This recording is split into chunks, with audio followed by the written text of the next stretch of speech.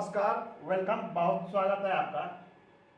प्रश्न है कि वास्तु के अनुसार हम गृह निर्माण कैसे करें, कि वास्तु के अनुरूप हम किस प्रकार से घर का निर्माण कर सकते हैं। तो आज का हम जानेंगे कि दक्षिण मुखी घर, साउथ फेस। अक्सर लोग दक्षिण मुखी घर का नाम सुनकर डर जाते हैं, घबरा जाते हैं। घबराने या डरने की आवश्यकता नहीं है। तरह तरह की चीजें हैं कि यम का द्वार है, बिल्कुल यम का द्वार है, परंतु दक्षिण दिशा में भी वास्तु के अनुरूप द्वार के लिए स्थान है और वो अति शुभ स्थान है। आपको केवल इतना करना है कि निर्माण में कुछ चीजों की सावधानियां रखें, हम जिसकी बात करेंगे एक एक करके।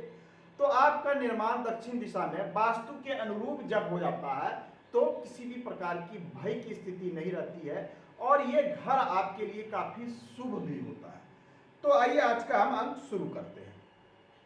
आपका प्लॉट कुछ इस प्रकार से हो सकता है। प्लॉट की आकार यदि असिमेट्रिक हो, अर्थात काफी लंबी हो, टेढ़ी हो, तो उसे एडजस्ट करने के बाद ही बनाए, वो हम दूसरे अंक में उसकी चर्चा कर लेंगे। तो आपका ये मान लिया जाए ये प्लॉट है, तो सबसे पहले आपको केंद्र तय कर लेना है कि आपके घर का केंद्र कहाँ है।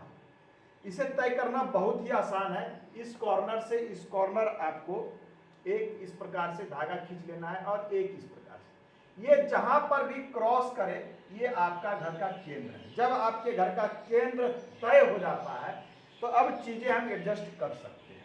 यहां मैंने लिख दिया ईशान कोण, अग्नि कोण, नैऋत्य कोण, वायु कोण, बीच में ये ब्रह्म स्थान। दक्षिण दिशा में सर्वप्रथम हमें क्या करना है, द्वार का स्थान तय करना है, मुख्य द्वार।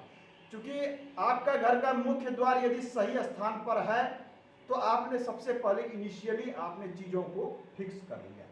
तो दक्षिण दिशा में जो द्वार का स्थान आता है, हम बात करें तो यहां से यहां तक में हम जो मेजरमेंट करते हैं, दक्षिण में आपकी जो ये आएगी बिल्कुल स्ट्रेट, यदि दिशा आपकी सही हो, यदि दिशा सही हो तो मान लिया जाए ये आ गई आपकी बिल्कुल दक्षिण, ये स्ट्रेट लाइन।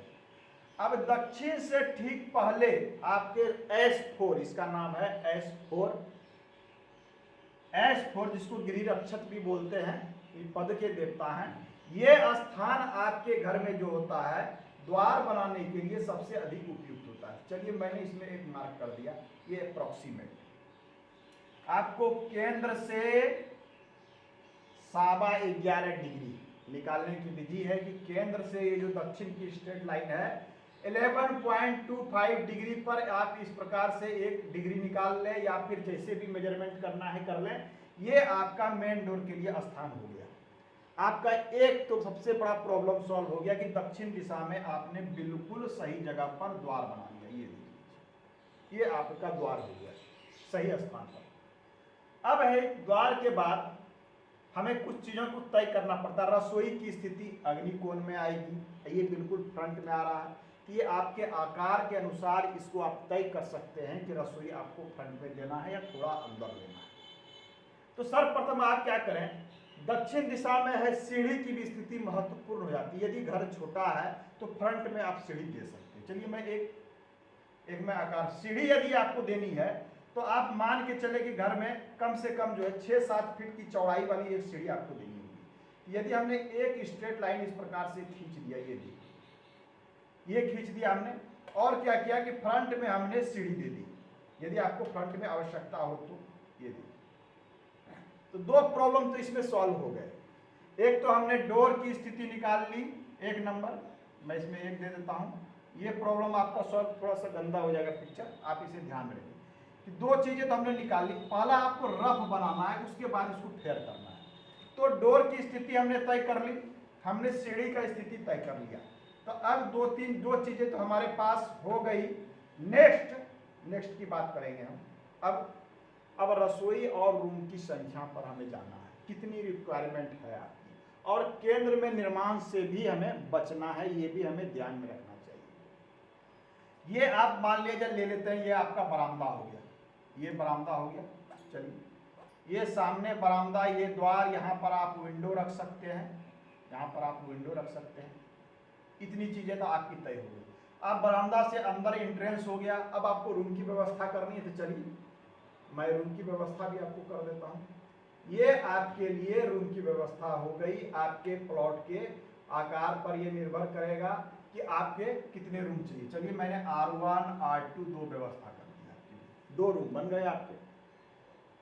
रसोई की व्यवस्था चाहिए, अग्नि कोण वाले क्षेत्र में मैंने यहाँ किचन का फॉर्मेशन कर दिया। ये देखिए, ये आपके किचन का, ये एक रफली आपको पहले करना है, उसके बाद इसको मेजरमेंट करना है कि दाएं बाएं 2-4 फीट हम एडजस्ट कर सके। एक बार चीजों को आप एडजस्ट कर लेते हैं, उसके बाद हम वास्तु चक्र लगाते हैं या डिग्रियों से मेजरमेंट करते हैं, पद से या फिर जोन वाइज 16 जोन में बांटकर, तो हमें आसानी होती है, सरलता होती है।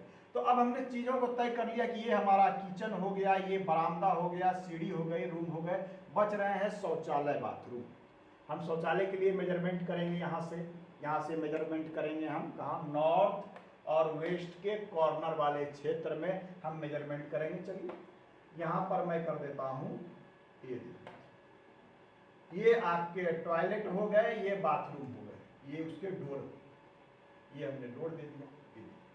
अब देखिए कितनी चीजें आपकी एडजस्ट हो गई। मैं थोड़ी सी, आप थोड़ा सा ध्यान देंगे तो बहुत कठिन नहीं है। हाँ, एक्यूरेसी के पर आपको ध्यान देना होगा, वो बाद में। पहले आप रफ स्केच बनाइए, ये एक रफ स्केच तैयार हो रहा है, उसके बाद हम एक्यूरेसी देखेंगे कि कहाँ किन चीज़ों को 2-4 फीट दाएं बाएं करके एडजस्ट कर सकते हैं।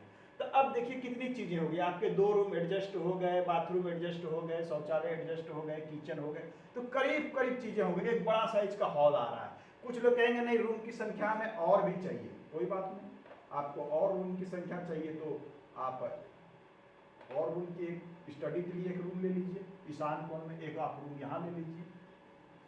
यहाँ पर आपके लिए एक बड़ा सा जगह हो गया कि ये आपका वॉशिंग एरिया हो सकता है, वॉशिंग एरिया हो सकता है। आपके पास एक्स्ट्रा जगह है तो आप इसमें पीछे एक जगह छोड़ दीजिए जाने के लिए। कुछ लोग कहेंगे कि पूजा घर तो आपने दिया नहीं, बिल्कुल दिया नहीं, कोई बात नहीं, ईशान वाले क्षेत्र में या तो आप इस कमरे में पूजा घर रख सकते हैं, अलग से चाहते हैं तो कोई बात नहीं, एक पूजा घर का निर्माण आप इस जगह कर लें। ये आपका पूजा घर हो गया। कुछ लोग कहेंगे नहीं, पूर्व में हमें दरवाजा भी चाहिए, पूर्व में डोर भी दिया जा सकता है या खिड़कियां दी जा सकती है। ये एक रफली आइडिया है कि दक्षिण मुखी घर है तो किस प्रकार से एडजस्ट करें। मैं कुछ इसकी गूढ़ चीज़ों को बताता हूँ जिस पर लोग ध्यान नहीं देते हैं। आपको सबसे पहले क्या करना है कि अपनी दिशाओं का मेजरमेंट करना है, कहीं वो टिल तो नहीं है। अर्थात हो सकता है कि आपको ऐसा लगता हो कि आपकी पूर्व दिशा यहाँ है, लेकिन वास्तविकता क्या है कि जब आप सुबह सूर्य उदित को देखते तो हो सकता है कि सूर्य यहाँ उगता, यहाँ उगता। जब आप कंपास से मेजरमेंट करते हैं तो हो सकता है कि ये पूर्व हो गई और पश्चिम आपको यहाँ दिखा रहा है, जब ये दिखा रहा है तो उत्तर यहाँ चला गया और दक्षिण यहाँ चली गई। ऐसी स्थिति में विशेष सतर्कता रखनी चाहिए, समूचा दिशा आपका रोटेट कर जाता है। इस पर लोग ध्यान नहीं देते हैं, कहते हैं कि वास्तु हमारा वर्क नहीं कर रहा है। आज के अंक में इतना ही, मिलते हैं अगले अंक में। धन्यवाद।